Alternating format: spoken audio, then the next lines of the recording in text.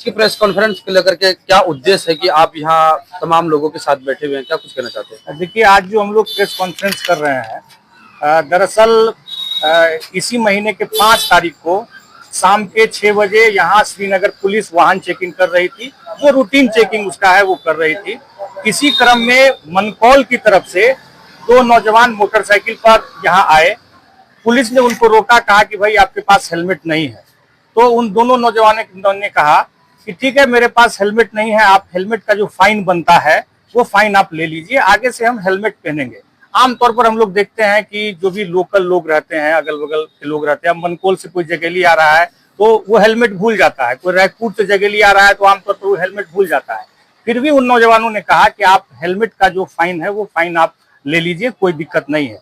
इतना कहते ही उस समय जो एसआई थे श्यामनंदन कुमार, उन्होंने उन लड़कों के साथ बदतमीजी शुरू कर दी, गाली गलौज शुरू कर दिया। उन लोगों को कहा कि तुम लोग चोर हो, उचक्का हो, और धक्का मुक्की कर दिया। जब धक्का मुक्की उन नौजवानों के साथ हुआ तो स्वाभाविक रूप से वो उनका विरोध करेंगे, रिटेलिएट करेंगे। उन्होंने इसका विरोध किया, और जब इसका विरोध किया तो एसआई श्यामनंदन कुमार ने श्रीनगर एसएचओ दीपक कुमार को फोन किया। दीपक कुमार आनन फानन में आए और आ करके उन नौजवानों के साथ दीपक कुमार ने मारपीट की, गाली गलौज किया और कहा कि इस सबको थाना लेकर के चलो। तब उन नौजवानों ने इसका विरोध किया कि आप थाना किस ग्राउंड पर हमको लेकर के जाइएगा? आपको अगर हमारे गाड़ी से दिक्कत है, आप हेलमेट का फाइन काट लीजिए। गाड़ी से दिक्कत है, आप गाड़ी को थाना लेकर के जा सकते हैं, लेकिन आप हमको थाना लेकर के नहीं जा सकते हैं। पुलिस जबरदस्ती करने लगी। तब यहाँ के जो स्थानीय लोग थे उनको लगा कि ये तो सही नहीं हो रहा है।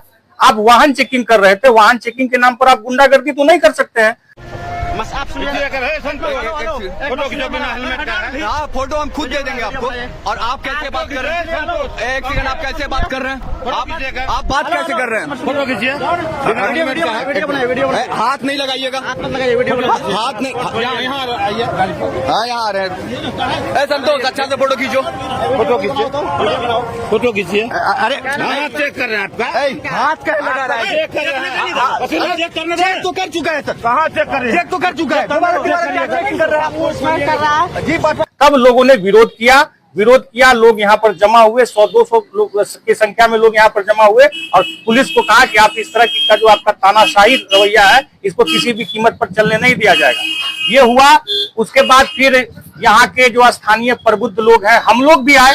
हम लोगों ने समझा बुझा करके कि ठीक है, उन लोगों की मांग थी, नौजवानों की मांग थी कि भाई आपने हमारे साथ धक्का मुक्की किया है, हमारे साथ गाली गलौज किया है, हमारे साथ मारपीट किया है, तो एटलीस्ट आपको माफी मांगना चाहिए, एसएचओ को माफी मांगना चाहिए। लेकिन एसएचओ को तो लगा कि भाई हम कैसे माफी मांग सकते हैं, हम तो पुलिस है, हम तो अगर किसी को मारेंगे तो हम हमारा विरोध कैसे कर सकता है? वो माफी नहीं मांगे।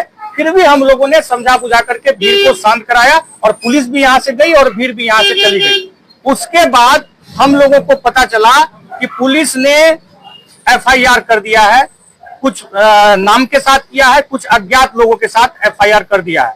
तो हम यहाँ आज जो प्रेस कॉन्फ्रेंस कर रहे हैं, इस प्रेस कॉन्फ्रेंस के माध्यम से श्रीनगर पुलिस को ये चेतावनी दे रहे हैं कि आपको अगर ये लगता है कि आपको खाकी वर्दी मिल गई है, तो खाकी वर्दी के आड़ में आप गुंडागर्दी करेंगे, तानाशाही करेंगे, तो उसको किसी भी कीमत पर चलने नहीं दिया जाएगा। और साथ ही साथ पूर्णिया के जो पुलिस कप्तान हैं, उनसे हम ये मांग करते हैं कि आप सबसे पहले तो उन लड़कों पर, जो सब पढ़ने लिखने वाले लड़के हैं, 20 साल, 25 साल, 28 साल, 30 साल के लड़के हैं, जो कहीं से ग्रेजुएशन कर रहे हैं, कहीं से एमए कर रहे हैं, कहीं से इंटर कर रहे हैं। क्यों मारे आप हमको अनिकेत झाटू समझ रहे हैं क्या? यूपीएससी एस्पायरेंट हैं हम, आईएएस का तैयारी करते हैं। एक नौजवान के बारे में पता चला कि वो एकदम 18 साल का है, एकदम 18 साल का है, और वो यहाँ था भी नहीं, मतलब उस भीड़ का हिस्सा भी नहीं था, उसके नाम से भी एफआईआर कर दिया गया है। तो ये जो नौजवानों के कैरियर को बर्बाद करने की आपकी कोशिश है, इसको किसी भी कीमत पर चलने नहीं दिया जाएगा। हम पूर्णिया एसपी से ये मांग करते हैं कि तत्काल ये जो फर्जी मुकदमा हुआ है, इसको तत्काल वापस लिया जाए। साथ ही साथ श्रीनगर का थाना अध्यक्ष जो बदमिजाज है, बदतमीज है, तानाशाह है, उसको तत्काल बर्खास्त किया जाए। और आगे से वाहन चेकिंग के नाम पर कोई गुंडागर्दी नहीं हो। थाना में दलाली चलता है, दलालों का पूरा अड्डा बना हुआ है थाना।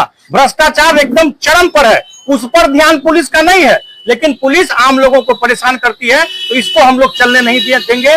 आज हम लोग यहाँ से जब प्रेस कॉन्फ्रेंस हम लोग करेंगे तो हम लोगों ने सोचा है कि एसपी से भी हम लोग मुलाकात करें और एसपी से मुलाकात करके हमारी जो मांग है कि एक तो उन लड़कों पर से फर्जी मुकदमा वापस लिया जाए और बदमिजाज बदतमीज तानाशाह थाना अध्यक्ष दीपक कुमार को अविलंब बर्खास्त किया जाए और आगे से नागरिकों के साथ कोई भी बदतमीजी ना हो, इसकी गारंटी की जाए। इस बात को लेकर के एसपी को हम लोग ज्ञापन देंगे और साथ ही साथ अगर 2 दिनों के भीतर पुलिस कप्तान हमारी मांगों को नहीं मानते हैं तो आने वाले 12 तारीख से हम लोगों ने ये निर्णय लिया है कि श्रीनगर हाई स्कूल चौक पर ठीक थाना के सामने हम लोग अनिश्चितकालीन अनशन पर जाएंगे और जब तक हमारी मांग नहीं मानी जाएगी तब तक हम अनशन पर बैठेंगे। और उस कितने लोगों की संख्या होगी?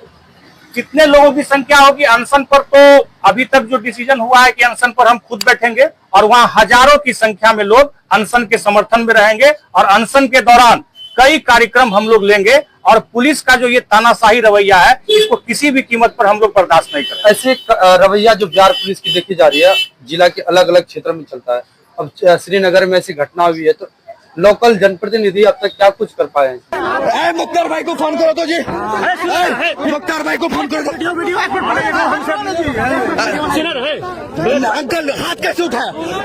मुख्तार भाई को फोन करो, मोबाइल निकालो तो, मोबाइल निकालो, मोबाइल निकालो। मामले में देखिए, जनप्रतिनिधि अभी बिहार में ये जो भाजपा नीतीश की सरकार है, आप इस बात को समझिए कि इस भाजपा नीतीश की सरकार में अफसरशाही अपने चरम पर है। नीतीश कुमार का कुछ चल नहीं रहा है, कुछ 2-4 ब्यूरोक्रेट्स हैं जो इस सरकार को चला रहे हैं और वही नीचे पर्कुलेट होता है। आप देखिएगा कि पूरा ब्यूरोक्रेसी जो है उसमें भारी करप्शन है।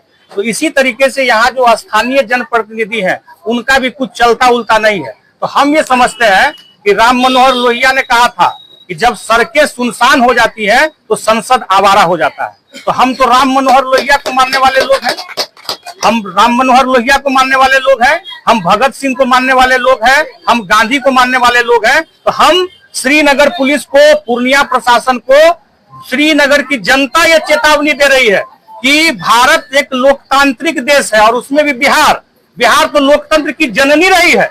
तो लोकतंत्र पर अगर कोई हमला किसी भी कॉर्नर से होगा, चाहे पुलिस के जरिए हो, चाहे डीएम के जरिए हो, चाहे एसपी के जरिए हो, चाहे ब्लॉक के जरिए हो, उसको किसी भी कीमत पर श्रीनगर की जनता बर्दाश्त नहीं करेगी। इस बात को कहने के लिए हम लोग यहाँ पर आए और आगे आप लोगों को जैसा हमने बताया ही कि 12 तारीख से अगर पुलिस कप्तान 2 दिनों के भीतर जो हमारी मांग है उसको नहीं मानते हैं तो 12 तारीख से हम खुद अनशन पर बैठेंगे और उस अनशन के समर्थन में हजारों की संख्या में लोग श्रीनगर थाना के सामने सामने हाई स्कूल चौक पर जमा होंगे और हर हाल में हमारी जो मांग है उसको सुनना पड़ेगा, उसको पूरा करना पड़ेगा।